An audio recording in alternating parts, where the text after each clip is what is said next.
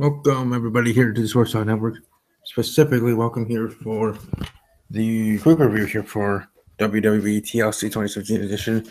I will do full in-depth review for sure with my team members on Thursday during Steve's Wrestling Ramble. But right now, just wanted to give my raw thoughts on this Raw exclusive brand pay-per-view event against WTLC tonight in Minneapolis, Minnesota, close to home here in the Midwest area. Show, I would say overall was pretty good. I do already have my pay-per-view Insta poll up, so let me know what you think. What you thought of the show? Great, good, okay, or terrible? Welcome to vote there again at WWE_podcast. Welcome to subscribe to this channel, like the video, share the video, and otherwise, I think those that are watching live and those will be watching otherwise. But WTLC, again, pretty good show. Start from bottom to the top. Sasha Banks defeating Alicia Fox in the kickoff match. Match is all right. I should have known Sasha was going to get the win. I thought maybe they'd have Alicia Fox getting the win just to have this be a somewhat feud for Sasha Banks before getting back in the title picture, before anything with Bayley has been rumored for the longest time and will keep being rumored until it doesn't happen, sort of thing, for WrestleMania or earlier. So I thought and predicted Alicia Fox getting the win. Now, moving right along, Asuka to start the main show. Asuka defeating Emma, and actually I wouldn't say actually a pretty good match, meaning that I thought that it wouldn't be. I just thought it would be more of a squash match for Asuka and crush Emma and win in 40 seconds, maybe 2 minutes. Emma maybe getting 2 big moves on her and showing off, and then getting her butt kicked, like barely any offense, but something in there. But they actually had this match going a lot longer than I thought of, and had Emma actually having more offense than I thought going into would have, almost to the point where I almost believed and thought that she might actually win the thing. But clear has revealed that wasn't the case, and in the end, she got the win. But Emma actually showing more, and along with this match, showed me something in its own right, to be quite honest. Moving right along, tag team action for the Cruiserweight division. Cedric Alexander and Rich Swann defeating the heel team of Gentleman Jack Gallagher and the Brian Kendrick. Again, I got this one wrong in my prediction. I got the other one right with Asuka. Got the pre-show match wrong with Josh Banks winning. I got this one wrong because I just thought the heels to get over in this event and have Race win in the next one if they do continue. However, that wasn't the case, and Cedric Alexander and Rich Swann got the win. It was actually a pretty good match for a tag team cruiserweight match. I really have enjoyed the Brian Kendrick actually back in the WWE here in the cruiserweight division, to be quite honest. As much as Neville was carrying along with Austin Aries at the time. Neville and Austin Aries, ironically, now 2 superstars that are no longer in WWE. At least Austin Aries for sure isn't, and Neville looks like that he's not coming back. But now the other stars, and Kalisto now is we'll talk about that. At this point in the show, Kalisto was the cruiserweight champion for Raw, and to be when others taking up the slack from those two.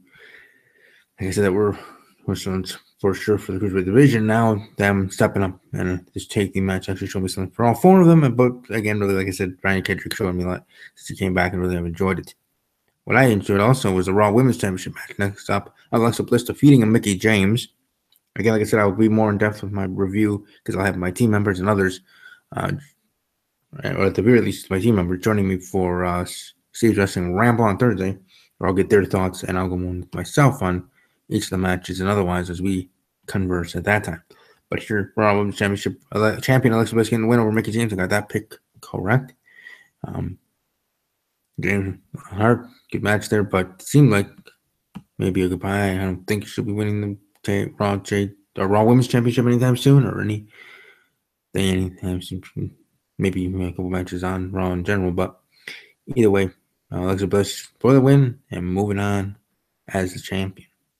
Now, could we have Paige debuting on Raw tomorrow night?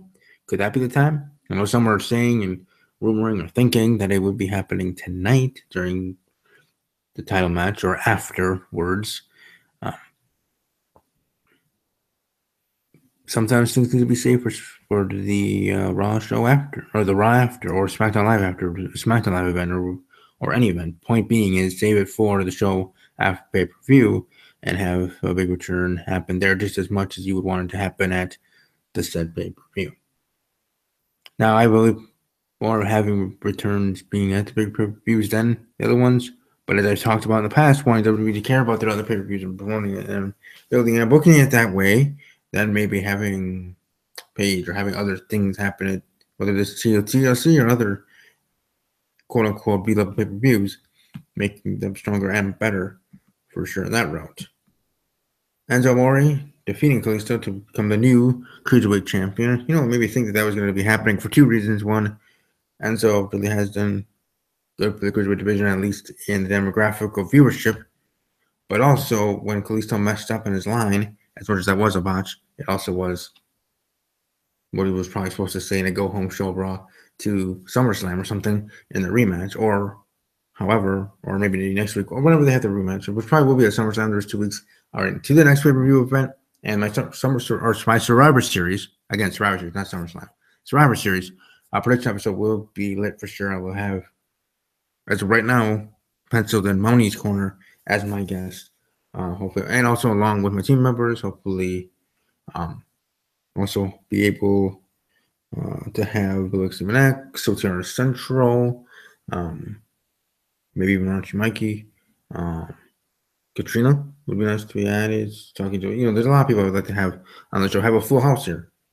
We're close with my SummerSlam prediction with a full house, but it'd be nice to actually have a full house.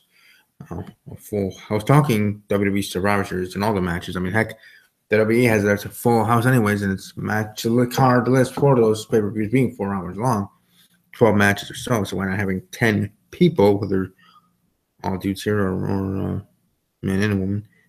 However, we have here on this show, or on my podcast show, Steve Wrestling Ramble, that would be awesome. And hopefully that'll be the case. We'll see how things go when we get there, piece by piece, as we're only 2 weeks away from that prediction episode for WWE Survivor Series. And look, speaking of being close, I'm only a couple subscribers away from 200. And after I do get to 200, I will be doing a Q&A. So people are welcome to leave their questions already. What they want to ask me, it could be personal, funny, weird, random.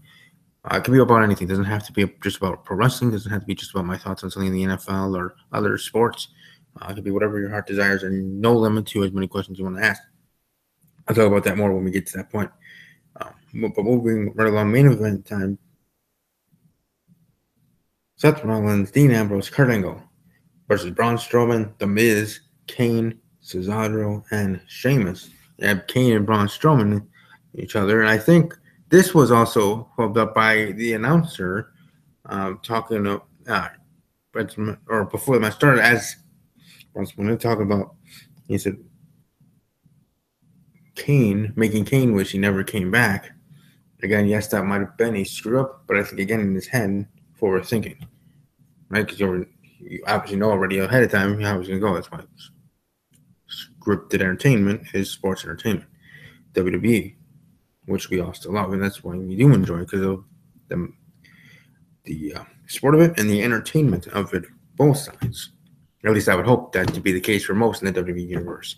But point being is, just like the Kalisto situation, at least to me, in my opinion, I believe that's made it easier to predict those. Well, first for Kalisto predicting the match, because that happened on a Raw, and here, when that happened, to assume and at that moment predict that those two would be starting something. Now, I didn't at that moment predict that this what happened, did happen, but would have happened at that moment. No, I thought maybe something would happen on Raw afterwards, or maybe something like the inadvertentness, but then nothing beyond that. Inadvertent action, Kane hitting Braun, or Braun hitting Kane, or yada, however, and that was part of that feud, because you have that one-on-one. You have the Miz and somebody for the IC title, feud for Survivor Series, and then the Raw Tag Team Champions, the Shield, or Dean Ambrose and Seth Rollins versus Miz and Cesaro, again going at it, I would assume, at Survivor Series. If not, they would add other tag teams, make it a championship scramble match. I don't know, multi-superstar, and this time being multi-superstar tag team match at Survivor Series. And you guys know how much I enjoy those multi-superstar matches. any division either way. Definitely enjoy that for sure. So Kurt Angle, though, getting the pin was even awesome as well. I kind of thought they would have their individual entrances. Dean Ambrose's rubbing theme and Seth Rollins burn it down and that, and then Kurt Angle's done, that stuff. But they actually still went with the Shield theme and having Kurt Angle there with the vest and other thing, even though that was shown earlier in the night in the backstage segment with Kurt Angle and Seth Rollins. But I still thought maybe they would do that, have Kurt Angle's come out with Kurt Angle's theme. And then when they came out there with the Shield's theme, I thought, well, maybe they're holding the Kurt Angle entrance and that glitz and glam of things, and the sports entertainment part of it, an entrance for a superstar, that fanfare is much obviously less than the actual match itself. You still have to go to the ring and have a good match. But that being part of it, like with the theme songs most the WWE Universe loves, number one now being currently with being Bobby Roode. But anyway, point being is I thought they would maybe hold that, and still they kind of did that, even though he did later come out to that, but still wearing the Shield gear. I thought they would have him come out to that ECW rendition theme of his, which actually was cool, the Wrestling Machine Kurt Angle theme. And once that it was the tail end of his career, I still really enjoyed that theme, and that aggression in him again, Wrestling Machine as Kurt Angle actually is, for sure, as the athlete as he was when he was younger, and still to this day. But again, holding that to WrestleMania match with Triple H, which I'm still going to predict and assume that's going to be where things go from there. If not Triple H against Shane McMahon, Triple H is going to have a match at WrestleMania. That's for sure. True. It's true. It's dang true for that. But for Kurt Angle, I seemed like that was the reasoning for the way and how things went down there.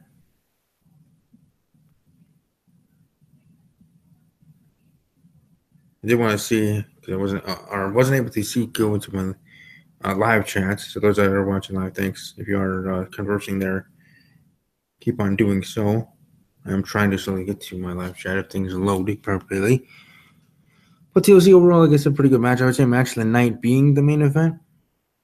I would say actually, for all the time they had and working it brilliantly and strategically in the timing of everything, I think went pretty well. WWE, I would say for sure. I certainly enjoyed it all. Excuse me in that aspect. And I do see, thank you for the 1 thumbs up. I see already for the video. Renee, Curtis Brown, thank you both for being here in the live chat. Curtis, you're welcome to subscribe to the channel if you haven't already. If you have already, then I'll shut up about that. But anyways, like I said, TLC, pretty good show. People are welcome to follow me on Twitter at WB_podcast. Thanks to those watching live and those watching archived. Let me know in the comment section below what you thought of the pay-per-view event and how would you vote if you did have Twitter on my pay-per-view Insta poll at W_podcast. What do you think? It was great, good, okay, or terrible? Let your voice be heard there. Either way. Like I said, those watching for the first time, welcome to subscribe to the channel. Share with others. Let them know about this podcast of mine that is Steve's Wrestling Ramble. That is every Thursday. Now, I know in this review was just short, sweet, and to the point with each match and giving some thoughts. Trust me, I will go more in depth myself, along with getting opinions from my team members. That's why I didn't want to give away, quote unquote, so much of my thoughts here tonight to share then with them on Thursday. But I did want to, and as I have started for the last couple months now, or since a couple months ago, doing pay-per-view reviews right after the pay-per-view ends, and then mostly alone, and then having my team members with me on my podcast episode, my co-hosts and co-hosts, Kyron Chase and Marco Rambo, along with maybe some guests, to talk about this pay-per-view, as I will also talk about Survivor Series as well. Moving forward, when we get to there 2 weeks later, hopefully, along with Curtis and others that may be new subscribers, get those 6 more subscribers to get this 200. I know it's a small plateau and big, it's not a big pond sort of team, but hopefully we'll be able to grow from there. Promote my video, share it to others, share it to superstars, share it to other YouTubers, however you feel like. Share the video. Let them know about the podcast, Steve's Wrestling Ramble, about this channel, Sports Talk Network, because I do also have an NFL show. But beyond that, I was done talking about TLC. Pretty much went through most of the matches. I check here to make sure. Now, women's match number 1, women's match number 2, number 3, being title match, cruiserweight title match, cruiserweight tag team match. Oh, I forgot to talk about Finn Balor and AJ Styles. Finn Balor getting the win. That match was pretty good. I would have said that would be a match of the night, that being my second place one, but I just thought the main event and how everything was rushed down did pretty well. And for Finn Balor being the best of the night, but Finn Balor getting the win over AJ Styles, I did get that prediction correct.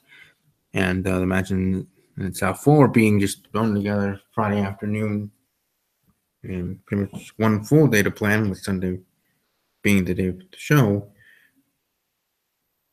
Doing good stuff by both Finn and AJ. There now, I actually went through other matches. Hope everybody enjoys your evening. I will be back tomorrow for the Raw review after Raw does end. That'll be at 10 p.m. Central, 11 p.m. Eastern, or whenever the show actually does end. Usually it does go 10 minutes after or otherwise. Past the 10 o'clock Central hour. But above all else, as always, take care.